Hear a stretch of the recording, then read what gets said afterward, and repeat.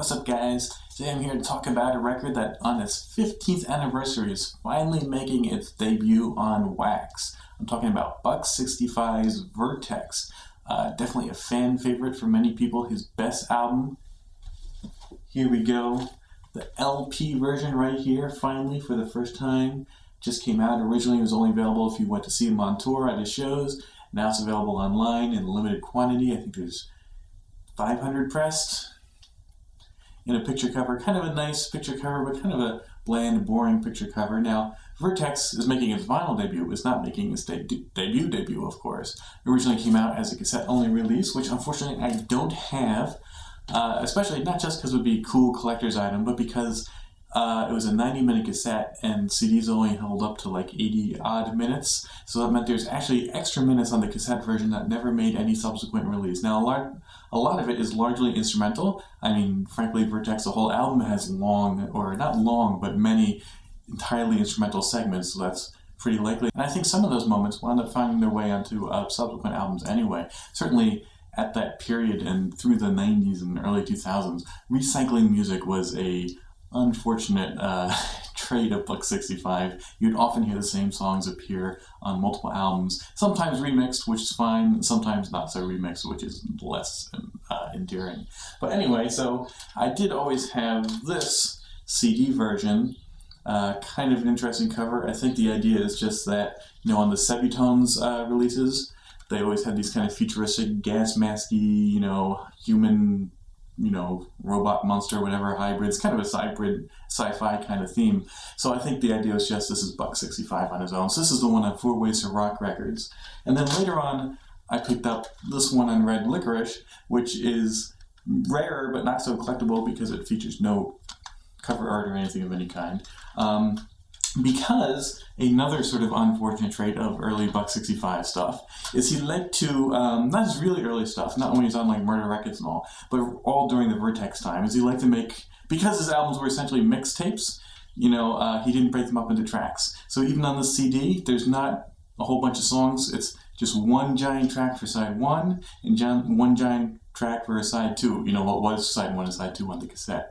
So it's just a big monster, you know, 50-minute file you have to kind of drag through. So eventually it did get re-released, broken up into tracks. Anyway, that's not an issue here on the vinyl. So you've got this cover. It's cool. It comes in a picture cover. Like I said, it's kind of a bland picture cover. It's obviously just a literal depiction of a vertex. You know, if you don't know what a vertex is, the cover will teach you. So I guess that's nice. It's a little boring, but it's kind of dark and atmospheric and goes with the other cover arts and his kind of style at the time. So, you know, I like it. I'm not blown away by it, but I like it. It's a single LP and features, you know, it's exactly the same as all other Vertex releases except for the cassette with the bonus material at the end. But this is the same as all the CDs and everything.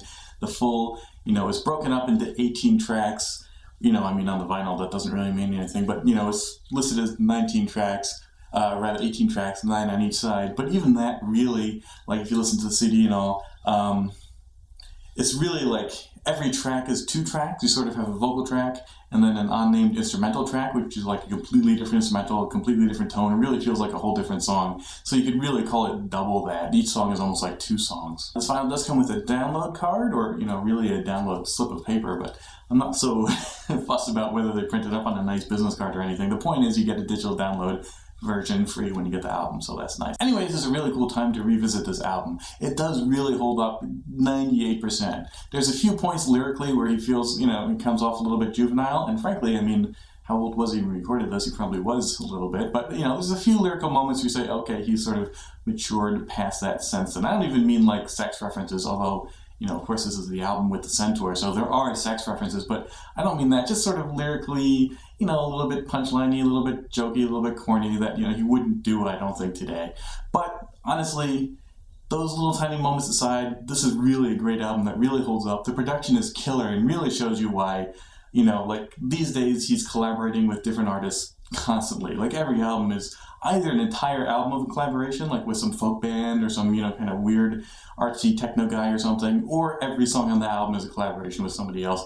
And these, you know, his whole language arts series, and this one in particular, really shows you why he doesn't need any of that. His production is his own best production. So it's got a few of his, sort of classic songs. Again, it's got the original appearance of the Centaur, although personally I sort of prefer the Anticon version he did later, where he added his, I guess his girlfriend at the time, cello music to the instrumental and sort of expanded out to a slightly fuller song. This is a shorter version. Everything here is short again.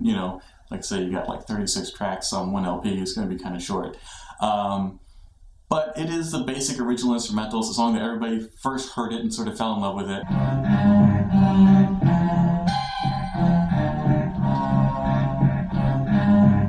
Most people are curious, some want to get dirt on. The Centaur, I'm famous, I walk around with no shirt on. The easiest way would be to get a live face down. I'm a man, but I'm built like a horse from the waist down. People are afraid of me, but act like they love me. Feast your eyes upon my nudity, I am beauty and the beast. I have plenty to say, but nobody listens because my cock is so big. And the end of it glistens, so I'm famous for it. Freaky is what everyone's famous for. Shorts larger than yours, I'm a Centaur for Christ's sakes. I like to eat rice cakes and listen to classical music. I'm told passion is my specialty, but really I'm old-fashioned. It's got some other songs like the Bachelor of Science song that's on here. So a few other moments that you've heard even later in his career originated here.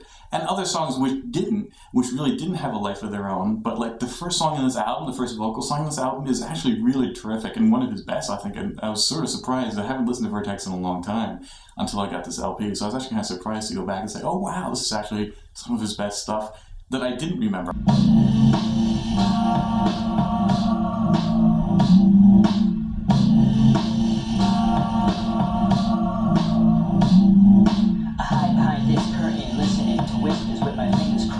I got two little sisters to think about. In the event that ghosts appear, I'm told I'm supposed to hear a signal when the coast is clear. But I'm alone in this room, and it scares me to start. I'm having second thoughts, and it tears me apart. Obviously, I knew going in a lot of this was some of his best stuff. And he's got a couple songs. He's got the Blues Trilogy, which is him rapping about baseball. There's a cool song about him rapping about digging for breaks and record collecting, which is years and years and years ahead of the guys like Diggers with Gratitude and their sort of family of artists and Philmos Chill and all, who sort of rap about that stuff a lot these days. But, Buck 65, again, 1998, 15 plus years ago. Actually, probably even 1987 on a limited scale. It sort of hit the world in 1998. But I think if you were, catching Buck 65 locally, you might have got this album actually in 1997. So it's really, surprisingly contemporary and way ahead of its time. No one helped me, and as a matter of fact, there's a thrill in the hunt for a platter or wax. It's called searching for the perfect beat. The order is prestigious to those with the knowledge, and the cheap sacrilegious. I'm talking bootlegs and reissues. I avoid them every play, but don't ask where I look, cause I'll lie or be vague. I'm on the lookout for beats every little second. Check country and western, even heavy metal records. Leave no stone uncovered. For every 10 token, you may find none with 10 hours spent looking. But that's what makes a good score so rewarding. Even if you spend $20 on a rare recording, so don't ask what my drums are, cause I won't tell you, or else I get a list of phony records to sell you. I guess that makes the title maybe sort of ironic in a way, because in the serious way, which I'm sure Buck 65 didn't intend or want, this is, to many fans, the Vertex pinnacle, top height of his career. This is the album. Like everything else to a lot of people is downhill from there. I don't know if I quite go that far. He's certainly a guy who's very up and down. I mean, he does some incredible stuff all through his career, from his very early stuff to his latest stuff that he's coming out with right now. Frankly, because of collaborations, he gets a little more wishy-washy, because you'll be like, oh, he's good, but he's doing a song, like 10 songs in a row with sort of a boring French singer or something.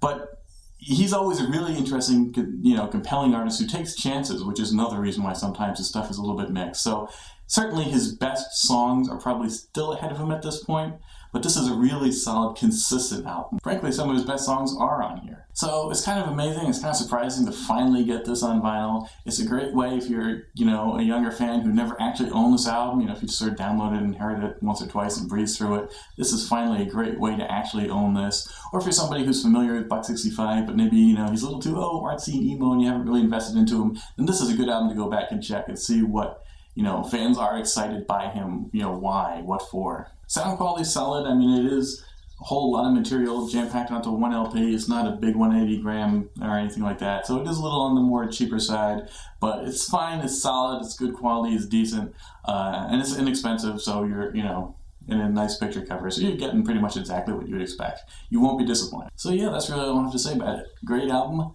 vinyl debut, just came out, limited supply, so if you're going to get it kind of quick. It's available online. Maple Music is sort of the main source if you're not going to catch like $1.65 at a show or something. So that's it. Till next time. Thanks for watching. Bye-bye. In my darkness, I muse now upon this object of nature, and now upon that, and find it impossible to soothe my restless head, however much I wish it. This perpetual